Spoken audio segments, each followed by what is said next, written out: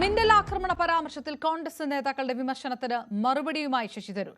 ഭീകരാക്രമണങ്ങൾക്കെതിരെ സമീപകാലത്ത് നടത്തിയ പ്രത്യാക്രമണത്തെക്കുറിച്ചാണ് പറഞ്ഞതെന്നും യുദ്ധത്തെക്കുറിച്ചല്ലെന്നും തരൂർ പറഞ്ഞു. വിമർശകർ തന്റെ വാക്കുകൾ അവരുടേതായ രീതിയിൽ വളച്ചൊടിക്കുകയാണെന്നും തരൂർ പറഞ്ഞു. 2016 മിന്നലാക്രമണത്തിലാണ് ഇന്ത്യൻ സൈന്യം നിയന്ത്രണ രേഖ കടന്നതെന്ന് തരൂർ പനാമയിൽ നടത്തിയ പരാമർശമാണ് നേതാക്കളുടെ അമർഷത്തിന് ഇടയാക്കിയത്.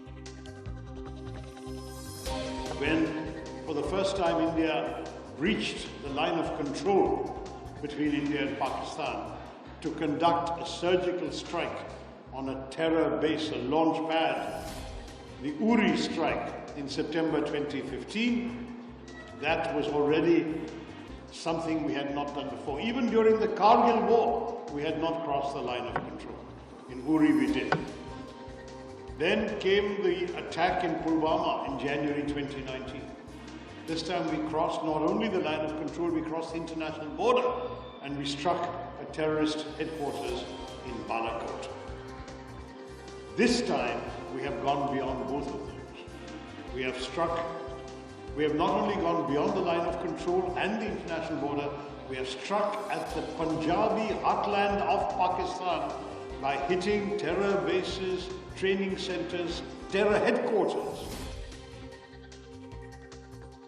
രാകേഷ് വിവരങ്ങളുമായി ചേർന്നു. രാകേഷ്, വീണ്ടും ഓപ്പറേഷൻ സിന്ദൂറുമായി ബന്ധപ്പെട്ട പരാമർശങ്ങളിൽ കോൺഗ്രസിൽ നിന്ന് അതൃപ്തി ഉയരുന്ന സാഹചര്യം. പക്ഷേ ഇത്തരം പരാമർശങ്ങളിൽ നിന്ന് പിറകോട്ട് പോവുകയില്ല എന്നുള്ളൊരു സൂചന തരൂരിന്റെ ആവർത്തിച്ചുള്ള പരാമർശങ്ങൾ അതുണ്ട്. ഏത് തരത്തിലാണ് അതൃപ്തി പുകയുകയും അതിനുള്ള മറുപടി വരികയും ചെയ്തിരിക്കുന്നത്?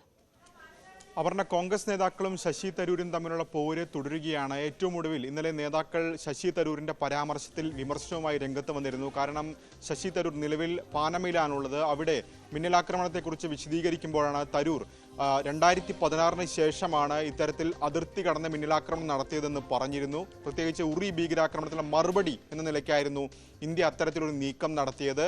അതിനുശേഷം 2019 പുൽവാമ ആക്രമണത്തിലുള്ള മറുപടിയായി അത് LOC മാത്രമല്ല അന്താരാഷ്ട്ര അതിർത്തിയും കടന്നു എന്നാണ് തരൂർ പറഞ്ഞത്. അതിനെയാണ് കോൺഗ്രസ് നേതാക്കൾ ചോദ്യം ചെയ്തത്. പ്രത്യേകിച്ച് കോൺഗ്രസ് നേതാക്കൾ സൂചിപ്പിച്ച പ്രധാനപ്പെട്ട കാര്യം, ഒന്ന്, മൻമോഹൻ സിംഗിന്റെ കാലത്ത് പോലും ഇത്തരത്തിൽ മിന്നലാക്രമണം നടത്തിയിട്ടുണ്ട്.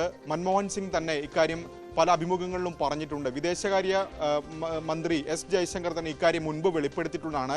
ഇതൊക്കെ അറിയാവുന്ന തരൂർ എന്തുകൊണ്ട് ഇക്കാര്യം മറച്ചു വെക്കുന്നു എന്ന ചോദ്യമാണ് പ്രധാനമായും കോൺഗ്രസ് നേതാക്കൾ ഉന്നയിച്ചിരുന്നത്. ഒപ്പം 65ലെയും 71ലെയും യുദ്ധത്തിന്റെ കാര്യങ്ങൾ കൂടി കോൺഗ്രസ് നേതാക്കൾ ചൂണ്ടിക്കാണിക്കുകയും ആ സുവർണ കാലഘട്ടം മറന്നുകൊണ്ട് തരൂർ ഇത്തരം പ്രതികരണം നടത്തരുത്, BJP അദ്ദേഹത്തെ സൂപ്പർ വക്താവാക്കണം, അല്ലെങ്കിൽ മടങ്ങിയതിനു മുമ്പ് വിദേശകാര്യ മന്ത്രിയാക്കണം തുടങ്ങിയ പരിഹാസമൊക്കെ തന്നെ കോൺഗ്രസ് നേതാക്കളെ പ്രത്യേകിച്ച് ഉദിത് രാജിന്റെ ഭാഗത്തു നിന്നുണ്ടായി. പവൻ ഖേരയും സമാനമായ നിലപാട് പങ്കുവച്ചു. ഈ രണ്ട് നേതാക്കളുടെയും ട്വീറ്റ് AICC ജനറൽ സെക്രട്ടറി കൂടിയായ ജയരാം രമേശ് റീട്വീറ്റ് ചെയ്തു. അപ്പോൾ സ്വാഭാവികമായും തരൂരിന് തോന്നാം പാർട്ടി ഇക്കാര്യത്തിൽ തരൂരിനെതിരെ നിൽക്കുന്നു, പാർട്ടി അറിഞ്ഞുകൊണ്ടുള്ള നീക്കമാണ് നടക്കുന്നതെന്ന കാര്യത്തിൽ സംശയമില്ല.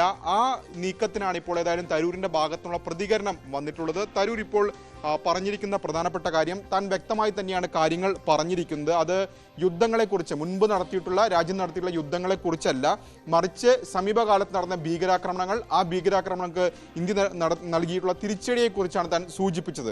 അല്ലാതെ യുദ്ധമല്ല എന്നാണ് തരൂരിന്റെ ട്വീറ്റിൽ പറയുന്നത്. മാത്രമല്ല, തനിക്കെതിരെ വരുന്ന വിമർശനങ്ങൾ, ഒപ്പം തന്നെ ട്രോളുകൾ, ഇതൊക്കെ അവരവരുടെ സൗകര്യം പോലെ നേതാക്കളൊക്കെ ഉൾപ്പെടെയുള്ളവർ വിമർശകർ വളച്ചൊടിക്കുകയാണെന്നാണ് തരൂരിന്റെ വിമർശനം. പക്ഷേ തനിക്ക് പറയാനുള്ള കാര്യങ്ങൾ താൻ വ്യക്തമാക്കിയിട്ടുണ്ട്. മാത്രമല്ല, തനിക്ക് മറ്റു പണികളുണ്ട് എന്ന പ്രതികരണം കൂടി തരൂർ ഇപ്പോൾ നടത്തുകയാണ്. അതായത് ഒട്ടും പിന്നോട്ടില്ല, മറിച്ച് മുൻപ് നടത്തിയിട്ടുള്ള യുദ്ധങ്ങളെക്കുറിച്ചല്ല എന്ന് പറഞ്ഞുകൊണ്ട് തരൂരിന്റെ വാക്കുകളിൽ ഉറച്ചു നിൽക്കുന്നു. തീർച്ചയായും സമീപകാലത്ത് കോൺഗ്രസും ശശി തരൂരും നീങ്ങുന്നത് ഏത് രീതിയിലാണ്, രണ്ടു പാതയിലാണെന്ന് നമുക്കറിയാം. ഇപ്പോൾ വിദേശ പര്യടനത്തിൽ പോലും ആ നില തുടരുകയാണ്. ശശി തരൂരിന്റെ പരാമർശങ്ങളിൽ ഏതായാലും വലിയ അതൃപ്തി കോൺഗ്രസിലെ നേതാക്കൾക്കുണ്ട്. പ്രത്യേകിച്ച് ഒരു വിഭാഗം നേതാക്കൾക്ക് ഉണ്ട് എന്ന കാര്യത്തിൽ സംശയമില്ല.